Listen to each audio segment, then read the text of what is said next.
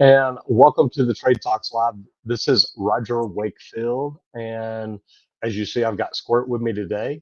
We talk to people about the trades each and every day. We've created a variety show that I think is the best thing out there for tradespeople. It gives them information about news, about where the work is, about how to grow, about how to become better at what you do. And it's really great to have Squirt in here with me. Squirt, how are you doing? Doing lovely. Good morning, everybody. Live here from AHR in Orlando, Florida. Day two. One more day tomorrow before we head back home. But taking everything in, getting a bunch. Figured I'd get a better view today. Man, Here's you do kind it of looking where over I'm your at. shoulder.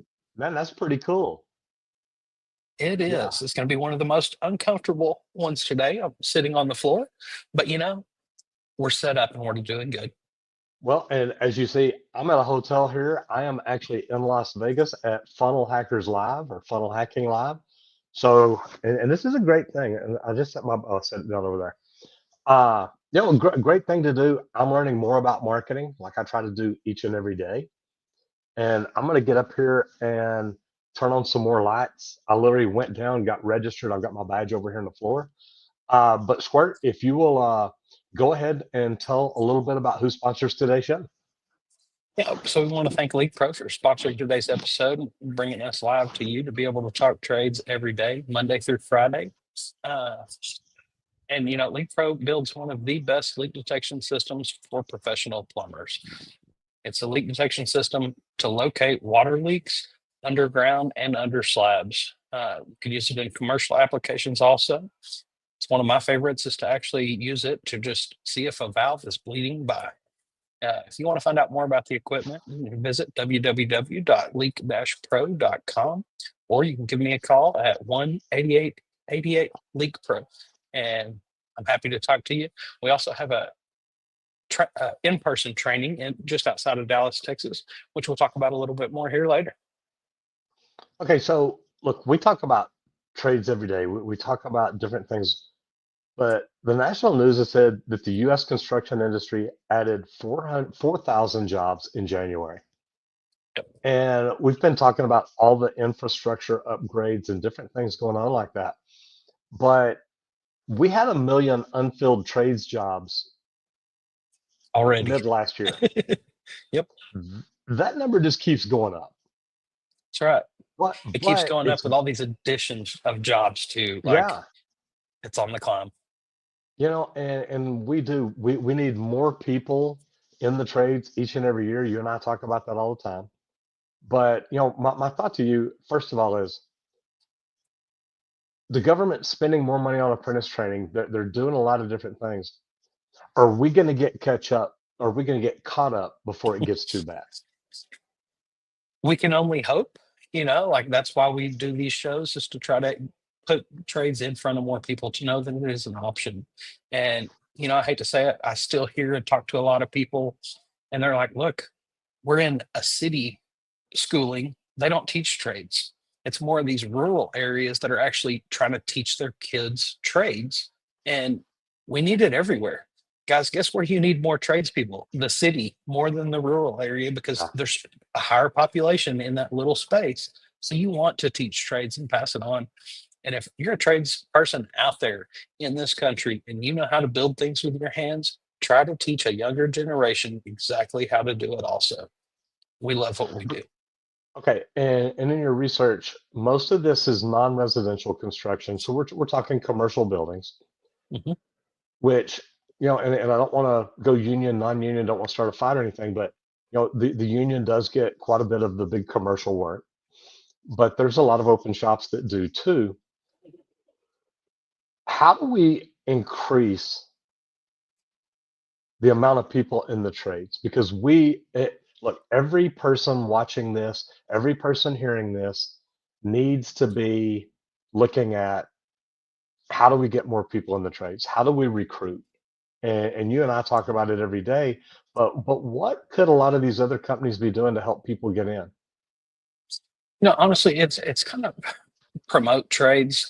Anybody that's tuning into this, some people that aren't sure what they're going to do, and share it with them. Just let them know that the option's actually out there. I think the more trades people actually talk about what we do. Like I came from the trades, I was kind of a hermit. Now I'm more of a social media person. Get out there and talk about it. Talk about it with anybody and everybody that you can. Because surprisingly, a lot of this young generation, they want to learn how to do things just like we all did growing up. You want to learn new things, things that are going to help you advance. And honestly, in this lifetime, if you're jumping in the trades, you're probably going to do pretty freaking well because I don't truly think that it's going to catch up because not enough people talk about it. It is on the rise over the last couple of years, which is huge. It's great. I love more people from the trades are stepping into social media and things to kind of spread what they do and the joy of their work and their trade. Now, this presents opportunities though for current professionals, and look, and I don't mean it's bad to anybody else, but if you're a licensed plumber, electrician, HVAC tech, I would even say a pipe fitter, a welder with certs, people like that. But this is a skilled professional, a licensed professional. Look at that. Got brother Cody Frank in the house. How are you, man? So, Cody, Cody, Cody, I'm gonna be in Austin March the 11th.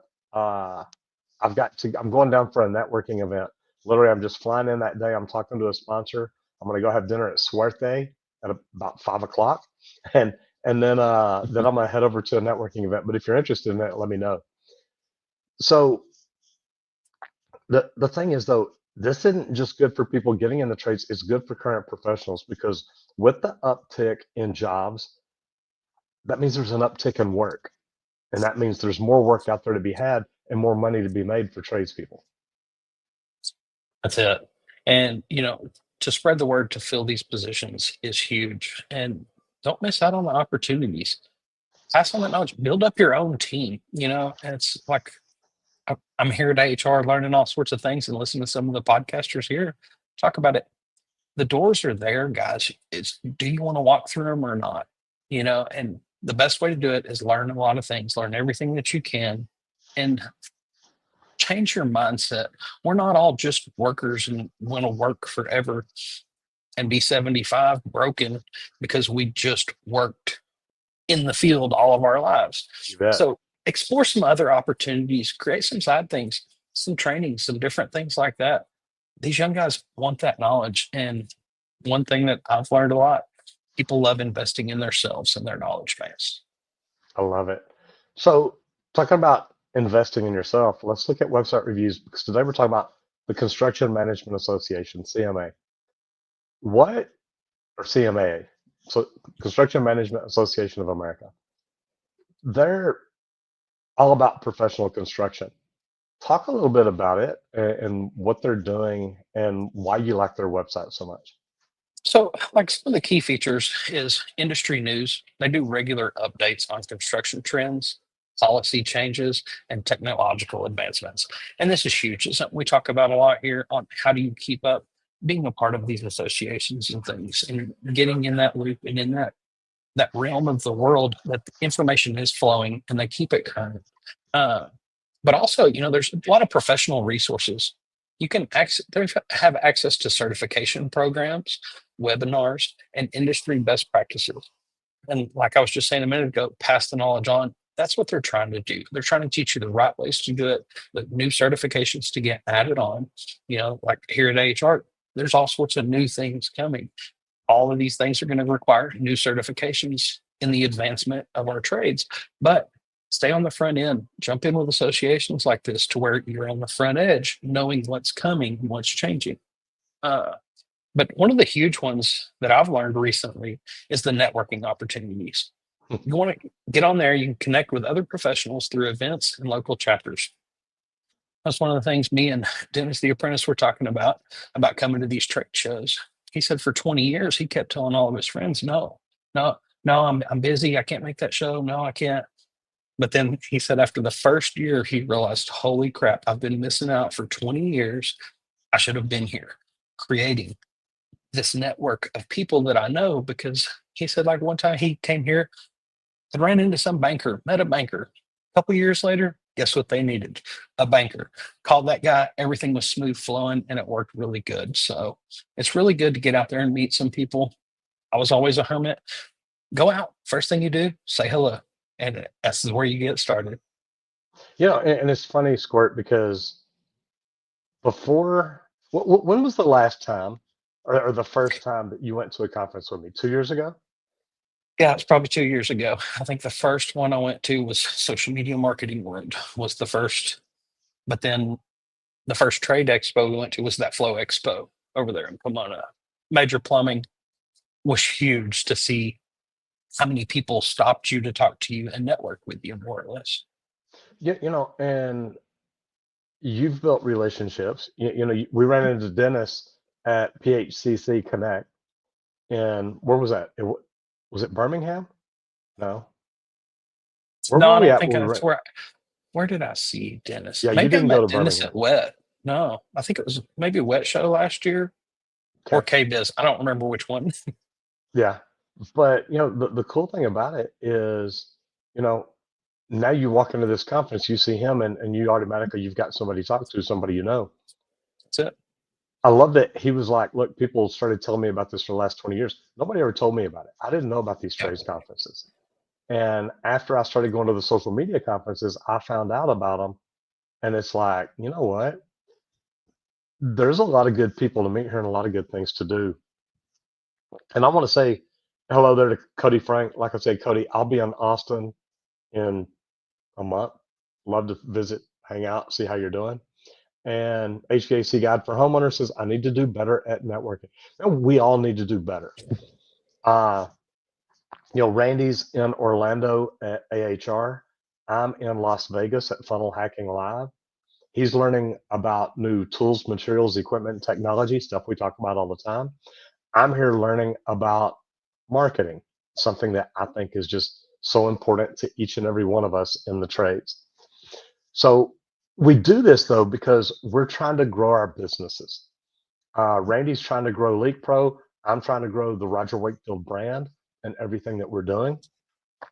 So Randy, let's talk about leveraging technology because as a estimator, you dealt a lot with project managers, and project management technology is really growing and really doing some cool stuff.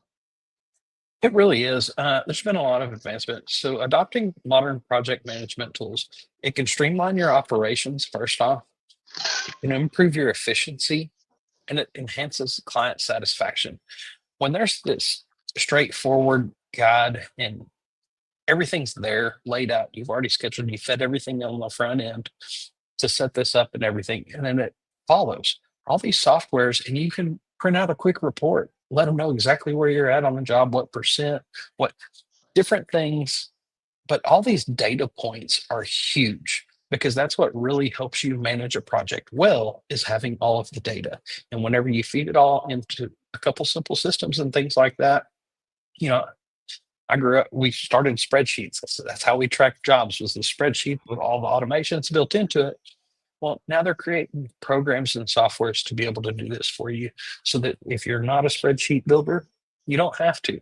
It's going to generate that for you. And being able to be clear with reports like that in front of your customers, whether it's you're the main project manager for the whole project, or if you're subcontractor project management or something, just dealing with your team and things.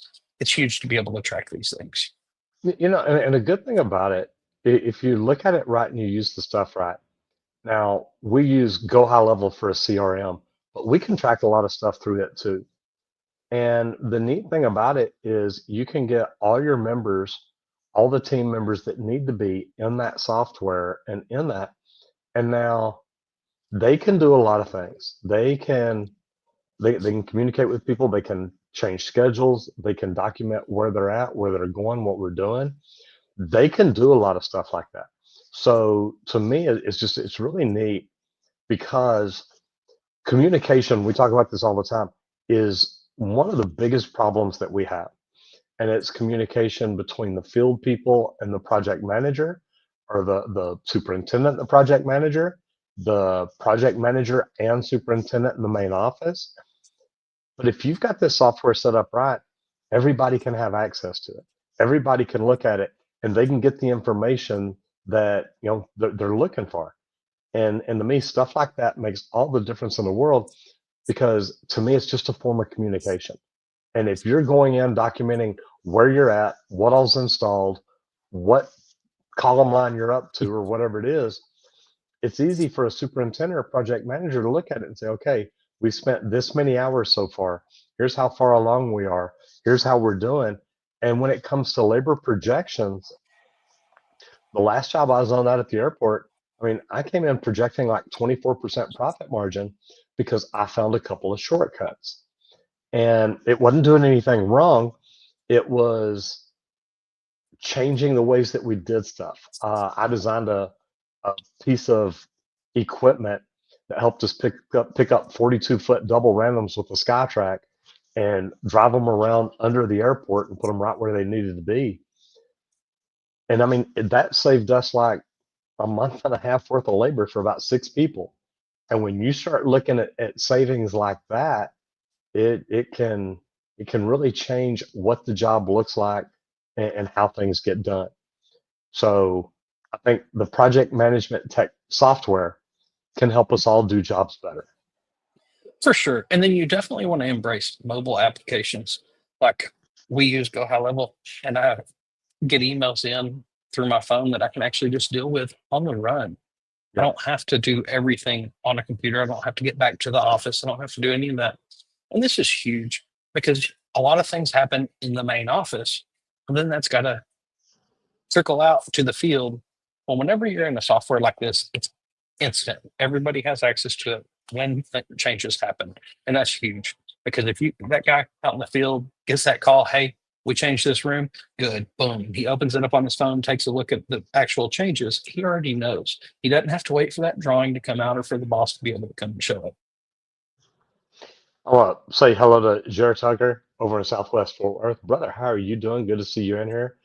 And it's funny, you're in Fort Worth. You're closer to our office than either one of us are. Randy's in Orlando. I'm in Vegas. But you sent me a picture. You're going to be in Vegas next year at this time, or probably we are. Yep.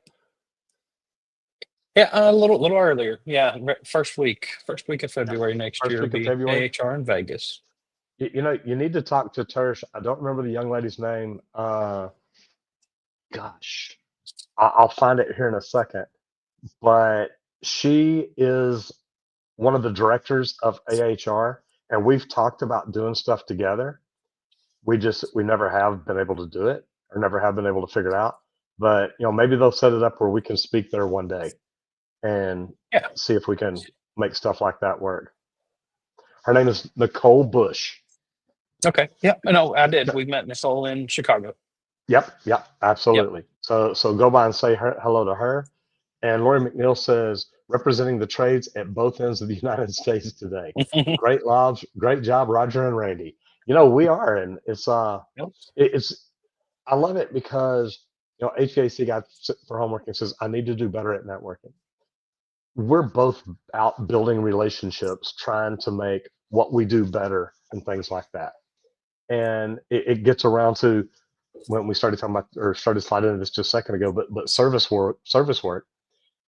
There's common plumbing issues in older homes that if you get good at stuff like that, it can actually change your business because you get known as somebody that, look, there's a plumber that understands old homes and he doesn't have these problems. I remember the first time I walked into an old home, it's like, man, where am I going to get the parts for this? So it is, but older homes present unique plumbing challenges that require specialized knowledge and skills. The more you work on them, the more you're going to learn about them and the more you're going to be able to grow. Number one, galvanized pipes. Guys, I have pulled out galvanized pipes that has so much of a buildup in it. It blew my mind that water could even flow through it because all that sediment, it was just completely filling the pipe. We've taken out water heaters and pulled out the dielectric nipples that are the exact same way. You look at it and it's like there's no way water was running through this, but it was. And some of these outdated fixtures, they're hard to get parts for. Now, there are some specialty plumbing supplies that you can get parts for these older toilets and lavatory faucets and tub and shower valves and stuff like that. But my thought is, look, talk to your customer and say, look, we may be able to get these parts now, but number one, you can't guarantee that work because it's not OEM equipment. It's something that somebody else has made to try to fill that role. So you need to look at it and say, look, would it be better for us to upgrade this to a new faucet, to a new valve? And I've done that, and it does. It's a smart way to do it. But what you've got to do is you've got to learn to sell the value to the customer. And it's literally similar to what I just talked about. Look, I can't guarantee this work if I rebuild it with these parts that we found, because we know they're not OEM, that they're not the original equipment by the manufacturer. So you've got to look at that. But then sewer line problems. And one of the neatest things is I went over to a job in Fort Worth one day, and I only did it because it was a good referral. It was a referral of a close friend, and I'm like, you know what? I'll go over there and I'll look at this for them. Don't want them to get ripped off by somebody. And they had already been told that their sewer line needed to be replaced. And I got out there and looked at it, and I'm like, no, it doesn't. And they said, well, the other company said it did. They said that it's worn, and they can tell by looking at it that it's just fixing to start leaking. And I'm like, you know how many times I hear that same BS? And I ran a camera down it and I'm showing them. It's like, look, this is concrete pipe. It's not worn. It's not going away. And it's good and clean from both ends. There's no roots in it. You don't have any problems. So that stuff kind of makes it tough. But Randy, what are some effective strategies for service plumbers in older homes that can help them do things better? Honestly, it's really do a thorough inspection, guys. Recommend pipe replacements if it's needed with some modern materials. My old water line from the meter to the home was black iron. That's all they had, I assume, because it was built way back in the 50s. So I had to replace all that. I went with copper, went with a new, well, no, actually, I went with PEX on that one because it was just new, modern, and I didn't want to have to deal with that line. But occasionally we had some random people drive through the yards occasionally. So it's like, you know what, let's just do PEX. That way it can give and move and be able to do that adjustment. So really go through that. Upgrading the fixtures is a huge one. Instead of rebuilding that super old toilet, explain to them the efficiency the new ones are, how much water they can save per flush. If it's a large family home, guess what? Each flush really adds up quick. So keep that in mind. So let's slide into materials, equipment, and tools, because you're in, to me, one of the coolest places in the world. You're in an amazing conference, and I had so much fun walking around AHR last year and the year before because of all the new stuff I see for HVAC. And we've been talking about some of it, and wireless gauges, you know all kinds of different things. But let's talk about it. The construction industry is always adapting new sustainable materials. We've got to make the world a greener place, and we know that. So you found some stuff. Let's talk about some of it. So like here, I was actually talking to Field Piece yesterday, uh, and kind of asking them about their wireless gauges and things like this. And then I was asking them, if they're creating any AI softwares or anything to back that up and actually tear it down. And she's like, "Well, no, we're not doing that." Asterisk. Um, and I said, "No, I completely understand. I know where everything is headed, and to build a platform like that's huge. But wireless gauges, guys, they can have them up on the roof and everything. They can be downstairs and talk to the customer about it and show the exact readings right there on the spot. It's not just, oh yeah, I checked it with my hoses and gauges, and here's what it was. So that's huge. Let's talk about this cross-laminated timber that you found out about. And we talked last week about clear wood. Clear. Yep. Okay, Yes. and I So mean clear like see-through wood, y'all. see-through wood. That's it. But now that this Uh, cross-laminated timber is as strong as steel, they're saying. yes. Offer strength comparable to steel and concrete with a lower carbon footprint. And that's something big here is they're trying to reduce our carbon footprint on this earth. That's a lot of the things that are coming out, that I've seen here at AHR. Everybody's talking about lower our carbon footprint the best that we can. More efficient things. It's huge. And cross laminated timber, if If we can make wood just as strong as steel and concrete, why would you not? It's going to be lighter, easier to move, things like that, uh, and it'll require some different skills also. But then And then also there's, there's yeah, the recycled plastic recycled lumber. plastic. Yep. Yes, like, and we were talking about this before. We've seen it in water parks and things like that. Uh, but it's durable and resistant to rot, suitable for decking and outdoor structures. If you're going to put in a new deck, do you want to go wood and try to treat it and have to go back and maintain it and keep it sealed over year after year? Or do you want to go with the recycled plastic lumber and actually do it? It looks, you can get it in so many different varieties now of color and styles and all those things. It's a good alternative for sure. And I used to do redwood decks, used to do fences, used to do stuff like that. So to me, I love seeing stuff like this. Mhm. It literally, there's so many new opportunities coming. But now this next one is called hempcrete. Now, Yeah.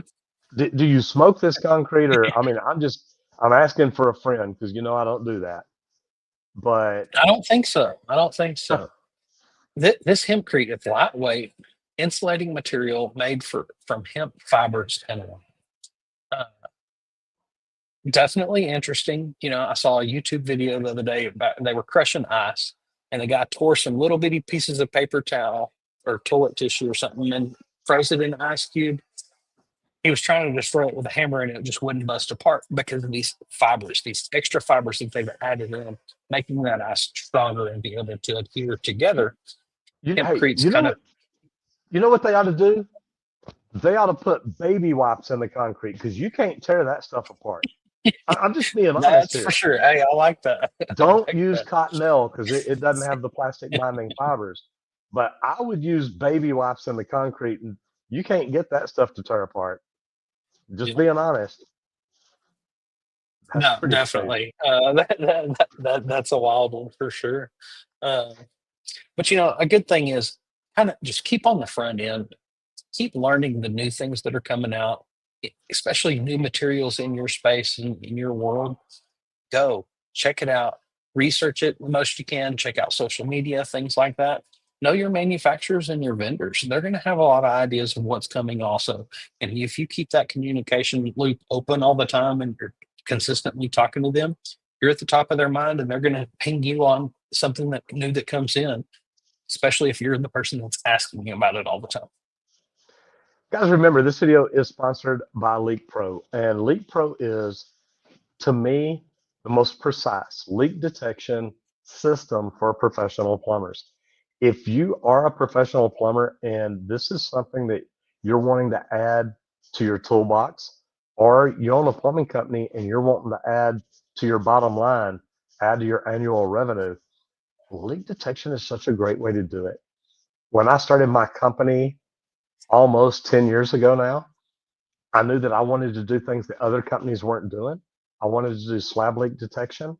I wanted to do uh, tankless water heaters, but I wanted to do it better than anybody else. Then I started studying whole house water filtration.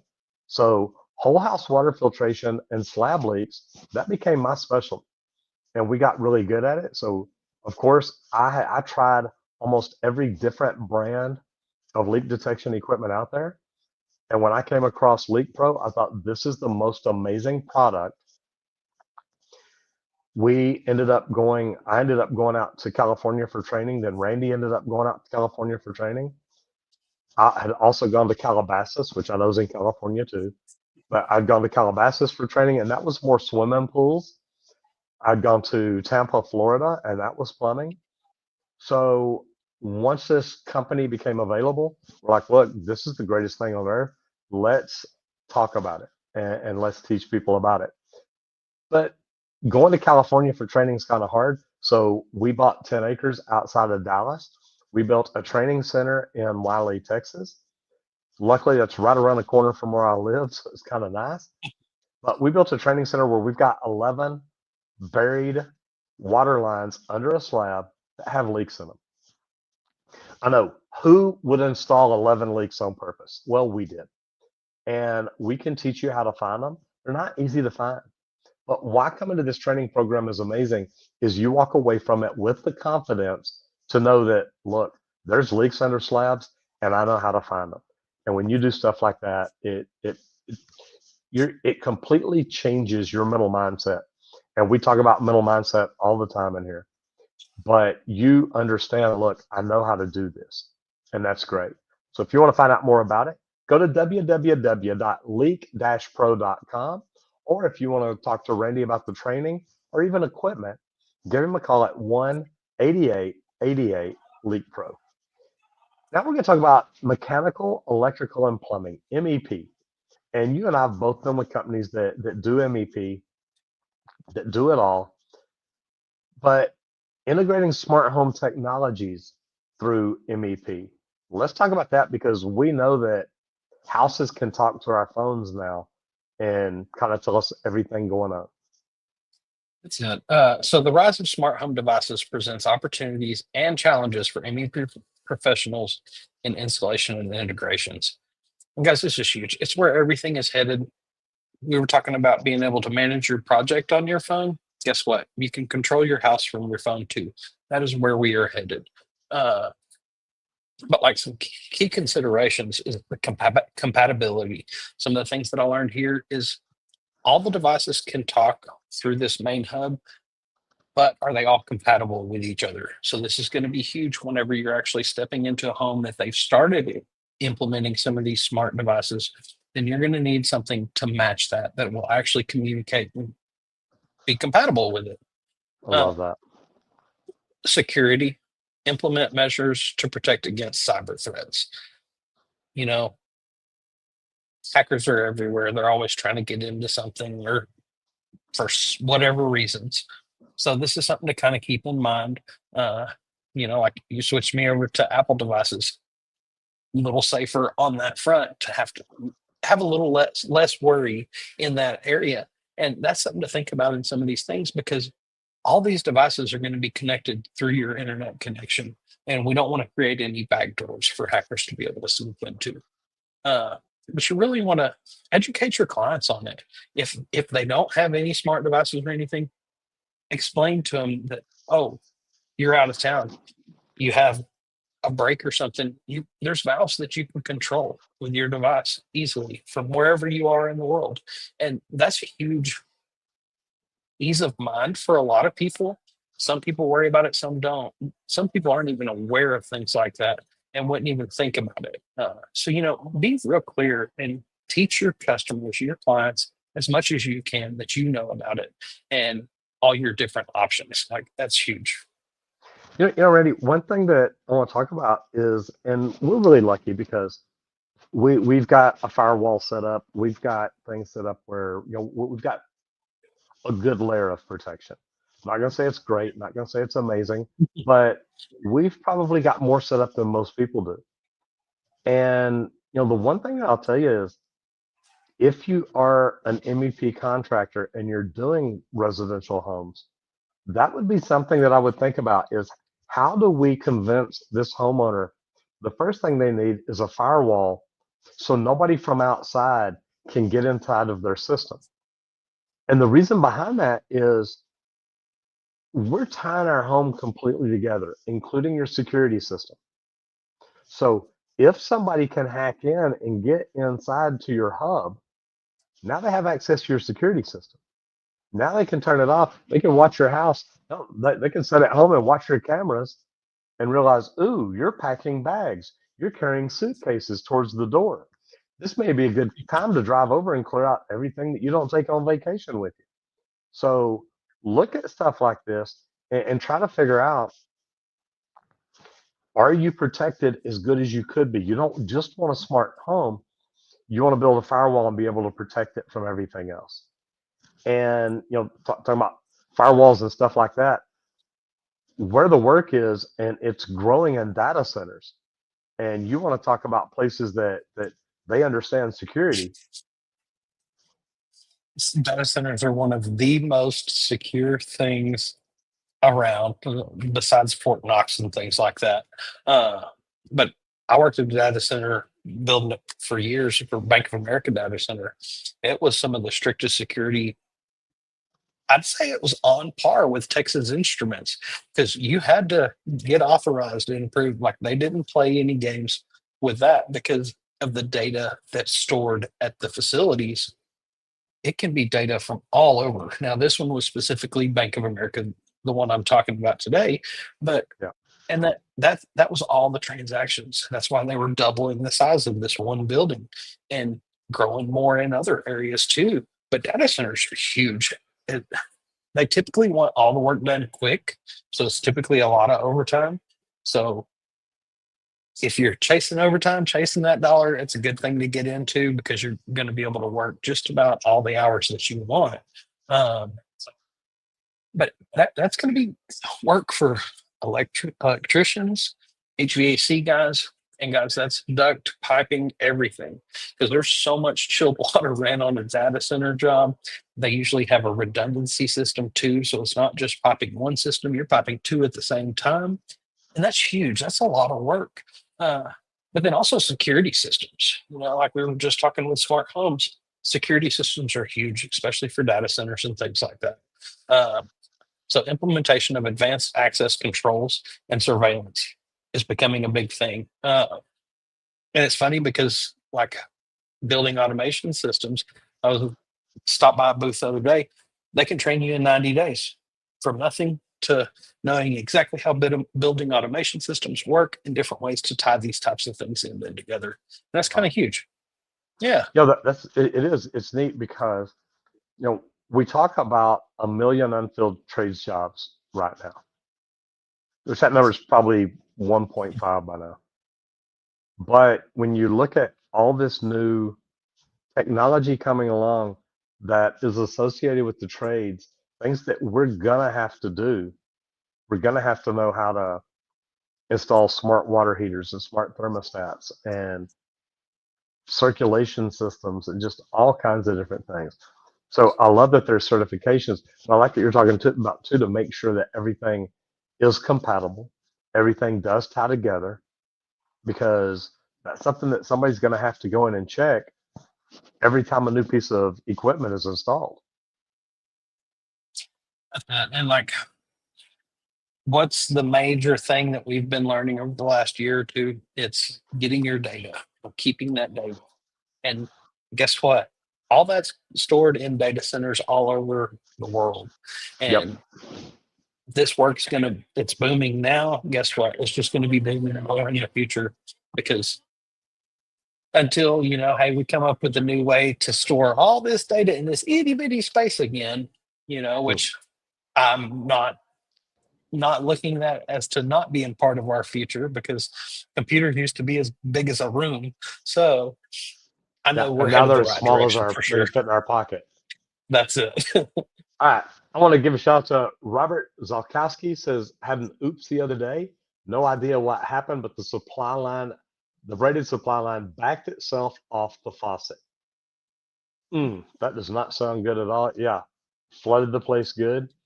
HVAC guide for homeowners says galvanized pipe water lines add flavor to the water. That's one way Not to the look kind of at it. flavor I want. Not the flavor I want. Mr. Miyagi at Plumbing, what's up, brother? Matt McDonough, how are you, brother? Good to see you. I am in Las Vegas while Randy's in Orlando. Next week, I fly. He flies back in a day or two. I fly back Sunday. Monday, we fly to Indianapolis after I speak in Dallas. Then we're in Indianapolis till Thursday or Friday. I don't remember if we go home or straight to Vegas. It's crazy, but yeah, Home. we do go home. Good. Yeah, home And for a then couple days. Aurelia Lazosa, how are you? Good to see you in here. Saludos de Houston. Good to see you in here. Glad you come in. So I'm gonna jump down to instructor training and improving safety training with VR and augmented reality. And we've talked about this once or twice in different things, but I love going to Skills USA and seeing the VR trainers that they have. And I don't remember if it was AHR or WET that had VHR trainers out or VR trainers out in the corridors where you could get on and do different things. But I love this. It's just like coming to Leak Pro and playing with the equipment, which you're not going to get hurt there, but you could literally train somebody on a Bobcat, on a Skytrack, on any kind of earth moving equipment where maybe people could get hurt, but now you can train them in VR until they're really comfortable. Now you put them out on the job site, it's a little more, they've got a little bit more peace of mind. They're not quite as nervous about it.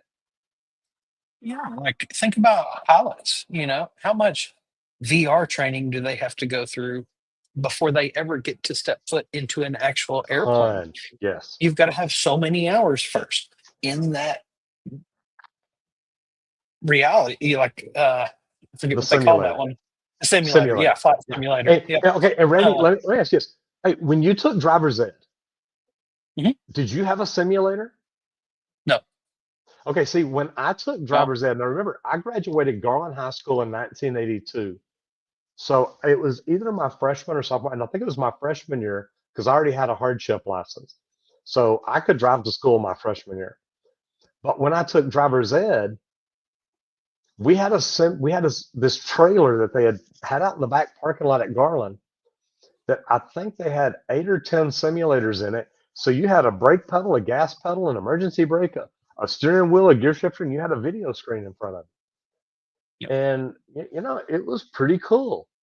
It kind of felt like driving a car. I So had VR training and augmented realities, it's here. yes. I had a buddy just the other day. He was talking about wanting to learn how to drive a standard car.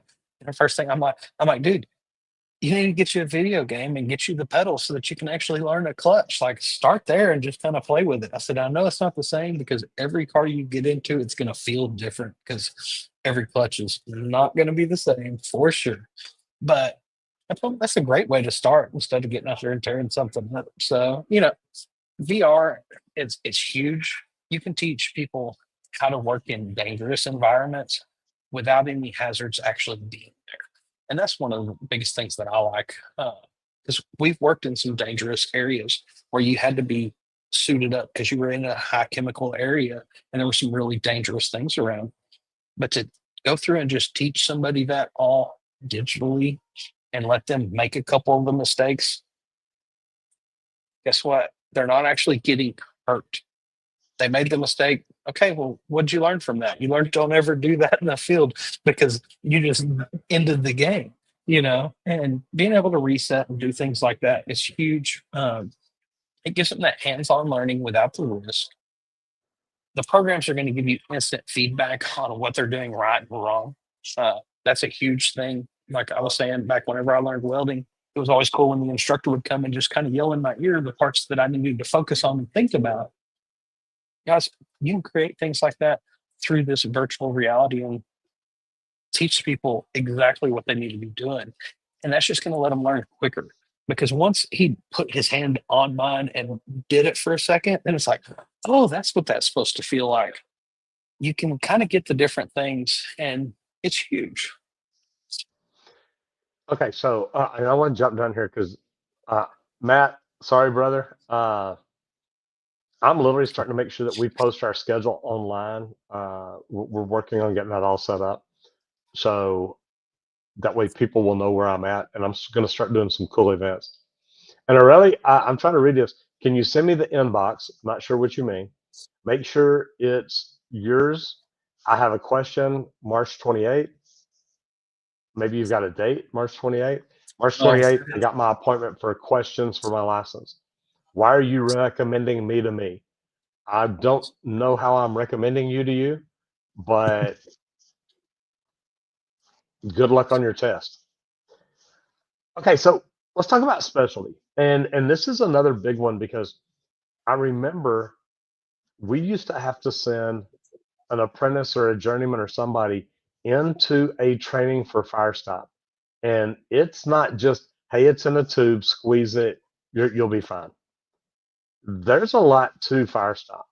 So, and I know you've done it before. I, So I sure have. let's talk about it. So, fire stopping, just so everybody knows, this involves sealing gaps and penetrations in walls and floors to prevent fire from spreading. It's growing in importance due to stricter building codes. And something to know about this, you'll see it if you worked in mechanical rooms, things like that. You'll see a 1 hour rated wall, 2 hour rated wall, three, four, depending on how how much fire they think could happen in there. Depends on how much rating they want to put on a wall. And I've had to do this because I do mechanical rooms. So one of the major things is they don't want fire in or out, period. And luckily for us, the mechanical rooms typically get done in all cinder block walls for the most part, but not everywhere. So it's a good thing to keep in mind. Any of your pipe penetrations have to be sealed. And I can remember the first job where they actually subcontracted that out to fire blockers. Love that company for coming out because then I did not Absolutely. have to deal with all that stuff because it's a lot. It's a lot to think about. Sometimes some of the big void spaces that get created from guys are really difficult to deal with. And you've got to learn the right way to deal with all that. But it's a great specialty. And you can add it on as a service, or like I was saying, you can create your own company doing this and you be the subcontractor that everybody calls to come out and do this for their jobs. And this will keep your guys going. And those are really big, especially in the Dallas area where there's a lot of construction going on.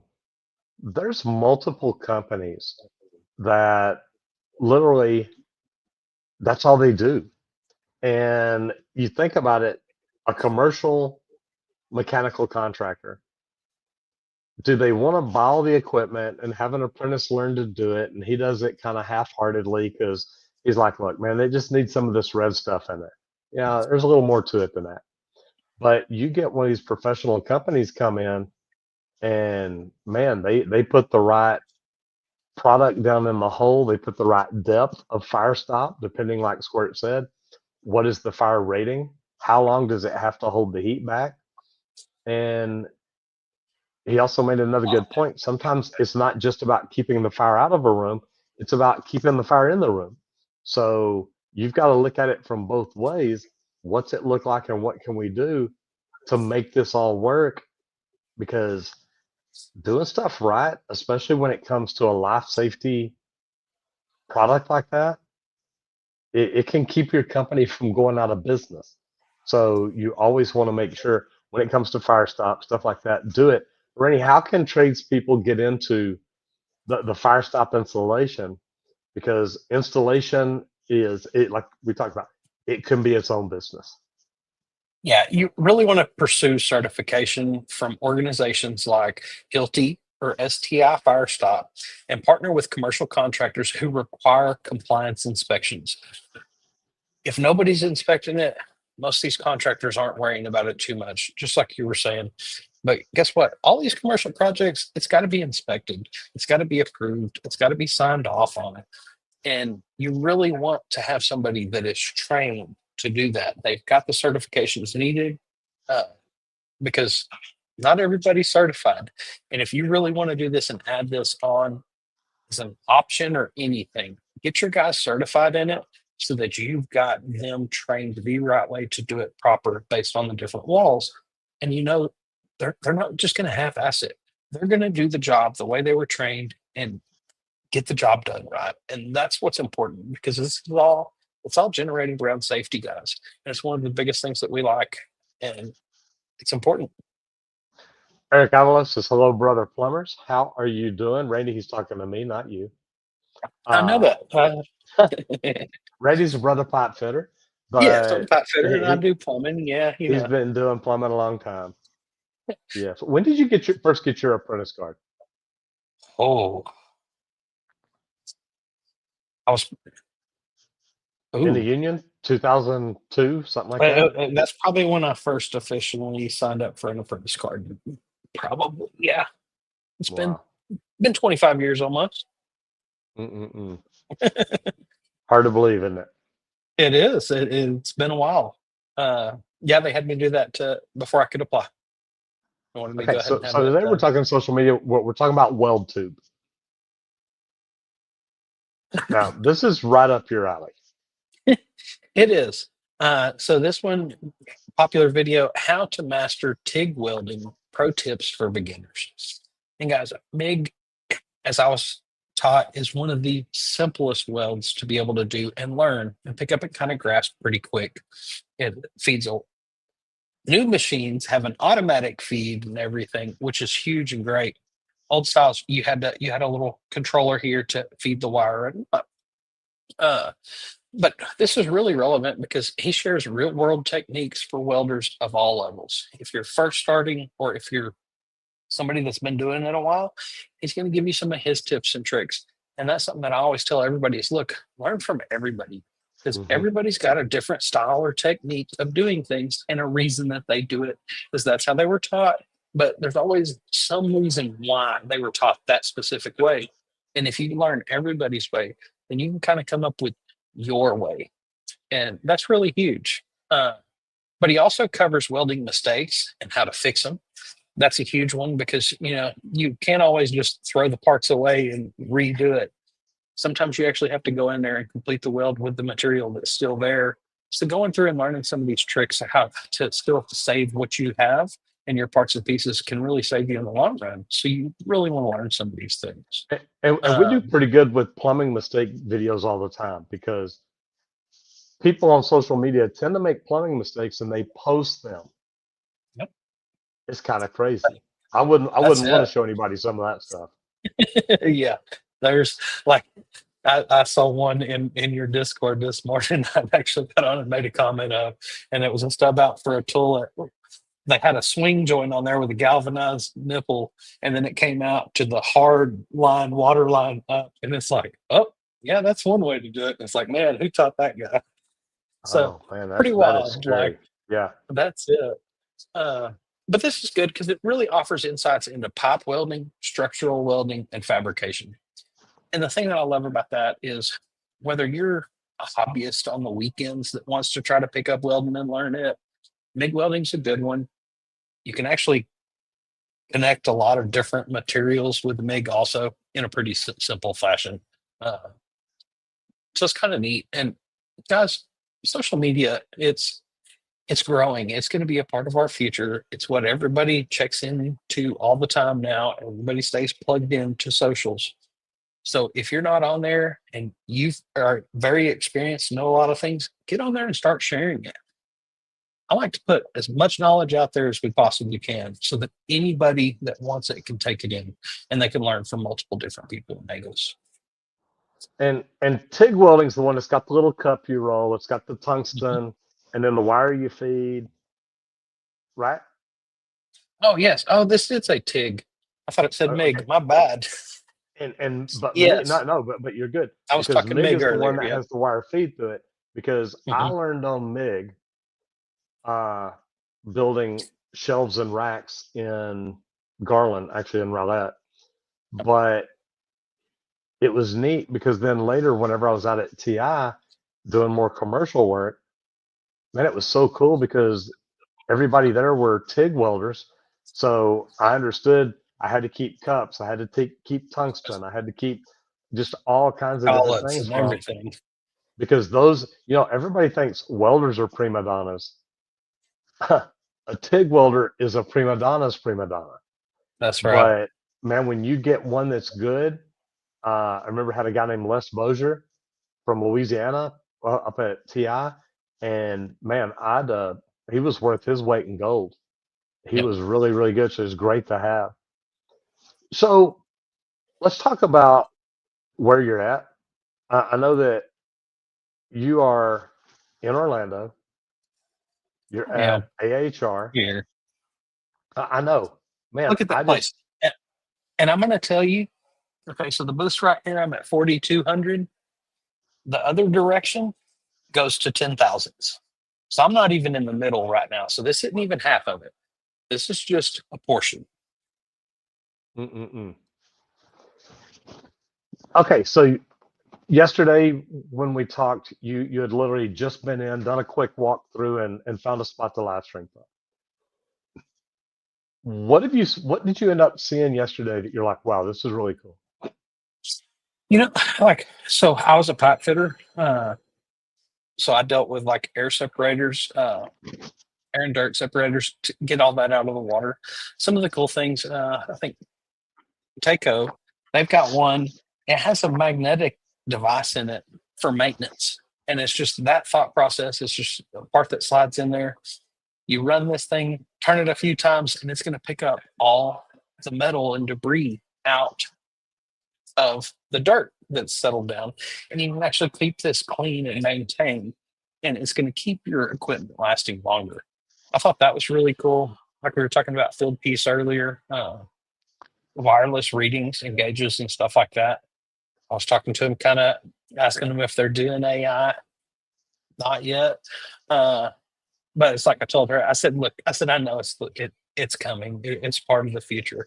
There's going to be a Mhm. lot of these softwares and systems and programs that are going to do a lot of the things that we do already. But the thing I hate to say, guys, they're going to be faster than us. Okay. They're computers. It works a little quicker than we do as humans. So learn all the tools that are out there and how they can benefit you in your world and in your trade and your day to day. Because time's money. We all know that. One thing that we can't gain more of in this planet is time. So try to save as much time as you can by using some of these new tools and things that are coming out.